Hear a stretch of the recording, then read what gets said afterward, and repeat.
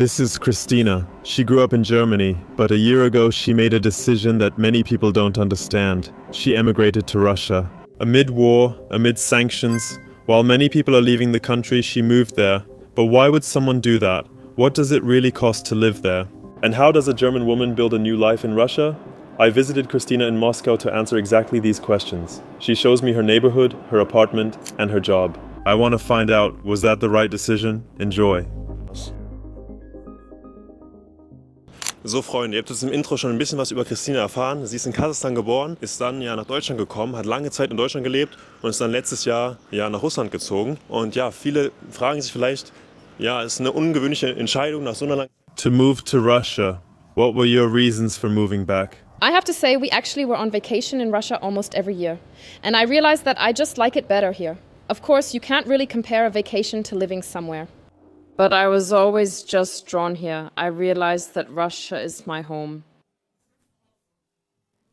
And Germany, of course, too. And I love Germany. But I realized that something draws me here and that I want to live here.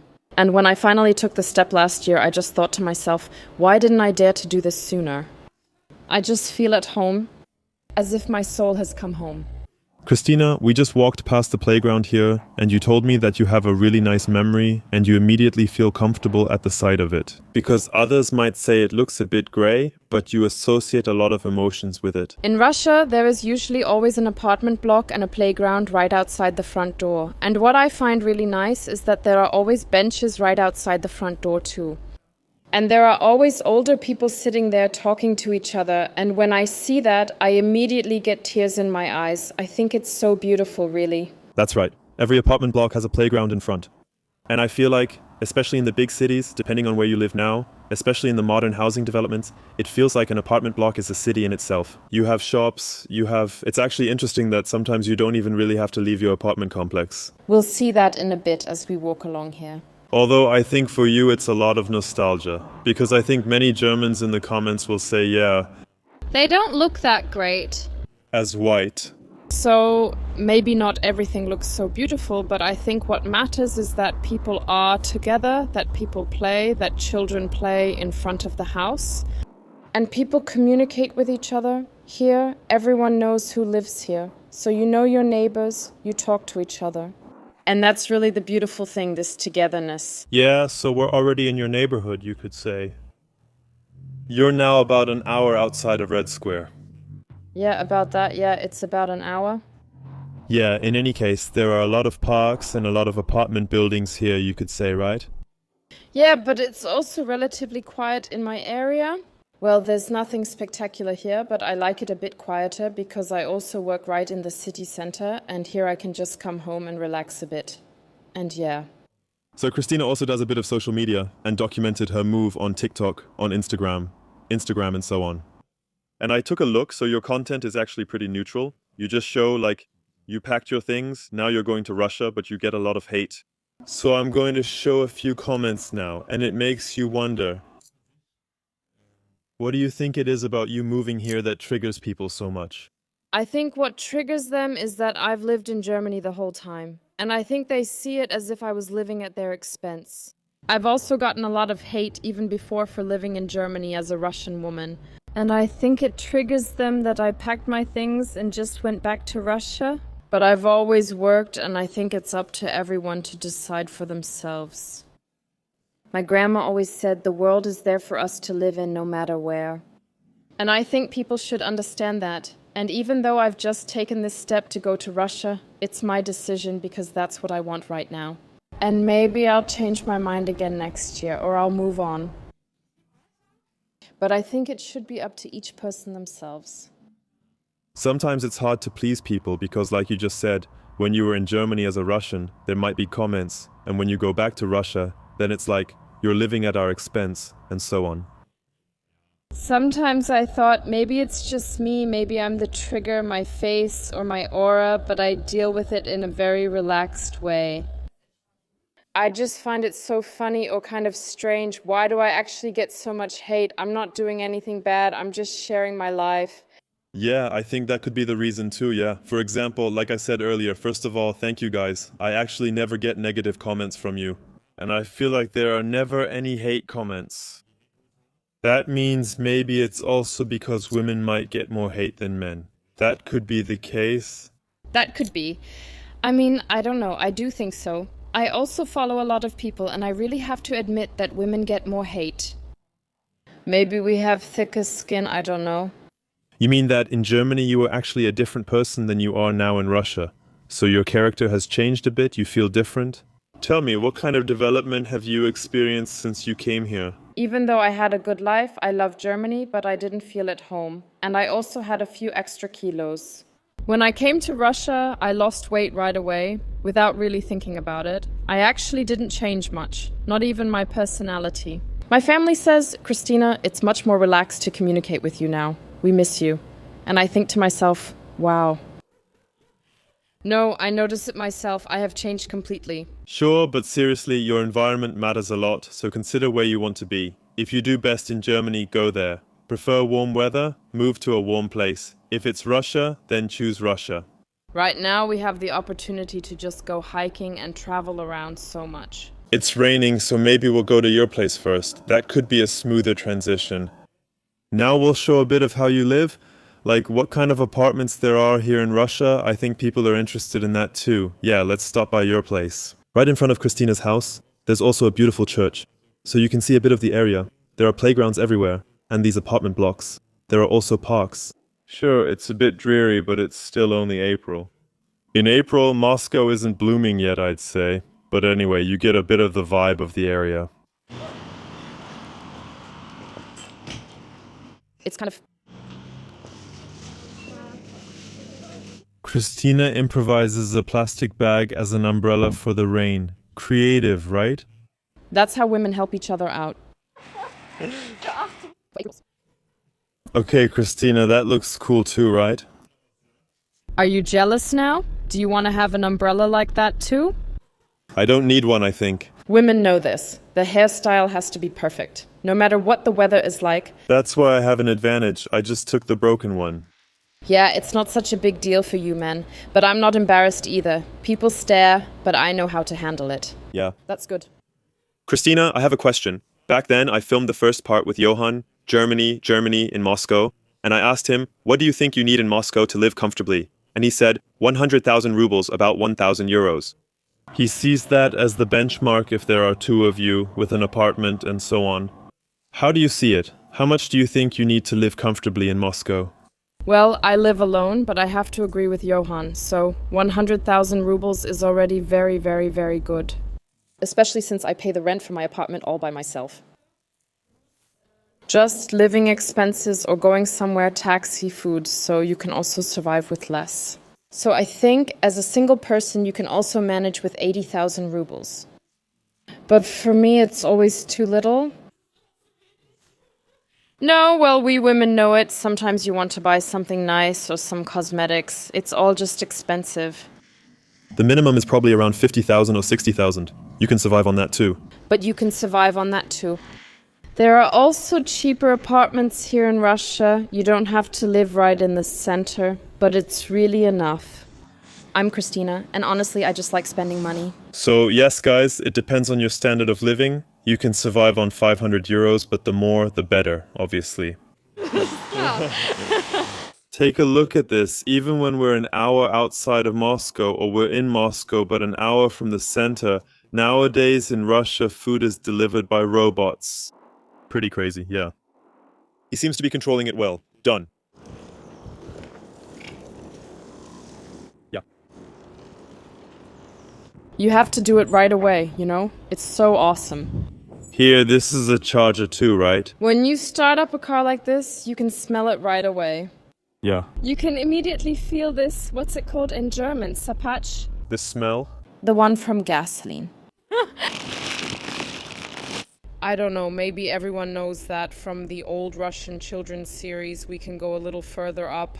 Also these containers to throw away the trash. So that's something all Russian Germans will recognize. That just brings back memories, and everything still has that old style. That's my dream, man. That is... I'll leave that in the video. So, Kristina, while we're chatting now, people will see a bit of your apartment in the background, the living room, the kitchen, and generally how you live here. And I have to say, from the outside, it's a bit old school, you could say. But inside, it's more or less modern. In Russia, it's common for the inside to differ from the outside. Yes, but I like it. I like that the old is somehow connected with the new. My apartment isn't the most modern either. But what I like, especially for people who have just moved, is that most apartments are furnished, the ones you rent. So I didn't have the stress of picking everything out. I just moved in here with my belongings, with my 4 suitcases. I settled in a bit. Set things up, and when you rent an apartment like this, what kind of costs should you expect? So I live a bit outside the city center. It takes me about an hour by metro to get to Red Square. I pay 50,000 rubles now. That's really okay. Many people also say that's very, very cheap. And I have to say that's actually okay. That's about 500 euros when converted. It's also worth noting that, since the salaries are lower, I think for many people 50,000 is already a lot. Yes. Yes, if you want to live downtown. So Moscow isn't as cheap as some think if you want to stay in the center. You can easily spend 1,000 or 1,500, for example, if you really live in the heart of the city. Yes, so I couldn't live right in the middle of the city. I couldn't afford that at the moment. At the very beginning, when I started working, I earned very, very little. I had just finished my training. I was just starting out. I couldn't even really pay my rent, actually, because I was still in training, in retraining. And now things are slowly getting better. Now I earn a little more every month, a little more each time. I've settled in a bit, found my footing, and now I can afford all of this just fine. You just mentioned that you retrained. What exactly do you do for work here in Moscow now? Actually, I completely changed my profession. I'm a barber. That means I do men's haircuts and beards. I used to be a beautician, but through acquaintances, I started a retraining course here in Moscow. But tomorrow we'll also give you some insights into what the job is really like, what the daily routine looks like. There you'll see a few scenes from the barbershop and a bit of the daily routine. Then you'll have seen a bit of everything. How do people live here and what is daily life like? What is work like? Then you'll see more of how I work, how I got into it, and why I actually decided to do it. And how I actually work. So I've already built up a good customer base in Moscow. I really didn't expect that because I don't know anyone in Moscow, really no one. And I still managed to build up a customer base. And that really shows that you can achieve anything if you really want to. And if you take the time for it and have the will. To do it. Yeah, so guys, I just teleported myself into Kristina's barbershop for a moment. In this series, we also want to take a look into the everyday lives of Germans here in Moscow and see how they live and work. That's why I visited her at work. It's a really nice barbershop. Let me get my hair trimmed a bit too. I said I prefer long hair, so I just need a trim, not a full cut. Kristina is not just a barber, she also does some social media work. So, Kristina, what do you do on social media? Do you show your life in Russia, but also your work, or what? Yes, I actually show how I emigrated, why I decided to do it, and of course also my work so that even more customers come. You'll tell me afterwards how you liked it, because so far he's had very bad experiences at the barbershop. And really, everyone goes home happy and satisfied after seeing me. But I have to be honest. So I'm a real tough veteran here today. Yeah. So while you're getting your hair washed here, you get a massage. So this is a massage chair. Not bad. Guys, you have to imagine, as a kid, going to the hairdresser was always something really traumatic for me. I don't know why, I always hated going to the hairdresser. These days, I don't mind going to the hairdresser, but I don't enjoy it since I'm never satisfied. That's why I put so much pressure on you, Kristina. No, honestly, I have to say most of the clients who come to me say exactly the same thing. All hairdressers, to put it bluntly, mess up the hair.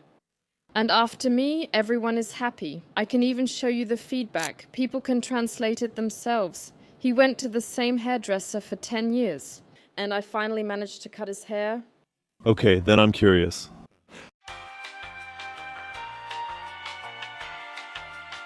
The first intermediate step is done. It looks cleaner now. But the final result. We'll show you in a moment. Yes, we still have to wash your hair. Yes. After a new haircut, I'm always traumatized, but this time I have a good feeling. Well, not so much. How do you say it? It looks kind of businessman-like. Yes, now you could pass as Russian man. Do you guys always say, does this suit me? A bit more classic. So now you can walk around Moscow in a shirt too. Look. You have a polo shirt. Yeah, that's right.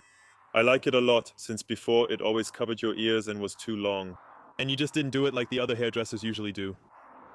Who always cut it so very short. They cut it very short. I did everything with scissors. How should I put this nicely? Well, we have these southern Turkish Arab barbershops. And they also have that clientele. If you have black hair, it looks better. That's why in Germany they always do it like that.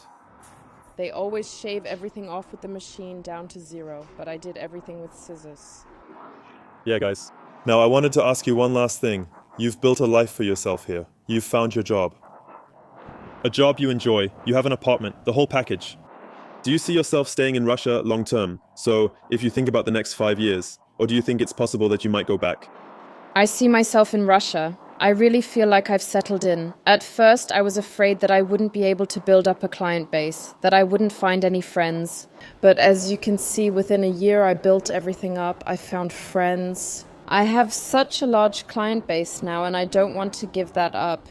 Yes, that's thanks to you. You do a great job. I have to say, I'm satisfied too, which is rare for me when I get my hair cut. So, if you're in Moscow and want to go to the hairdresser, write to Kristina. She's linked in the video description. Instagram and TikTok are also linked. And yes, you can make an appointment there. And in general, check out her social media. You're starting again now, right? Social media is going well for you, isn't it? But it's hard for you to do that with all the work. But support her on Instagram and so on as well. Yeah, you're actually doing pretty well. But if you get a lot of hate... Well, I have to say, I just started doing it. I used to just see it as something fun. And then, when I moved, I actually started posting videos. And then everything just kind of got in the way. Work, retraining. I've moved several times now in Moscow, you know? Until you finally settle in. And every time, having to move things back and forth. Just moving in general, of course, is stressful and really gets on your nerves. Now I'm slowly starting again, and I would definitely appreciate your support. Please don't hate me, but yeah. That would be nice, guys. Now that you're probably going to be living in Russia for a longer period, is there anything you miss from Germany? Like, what are some things? Does anything come to mind? I have to say, of course I miss my fries with currywurst. Oh, I love it. I just love it. Of course, friends and family. Yeah, that's right. Fries with currywurst is really good. You could say that. When are you here again? I'll be here again in the summer and fall. Exactly. Then Finn will get another haircut.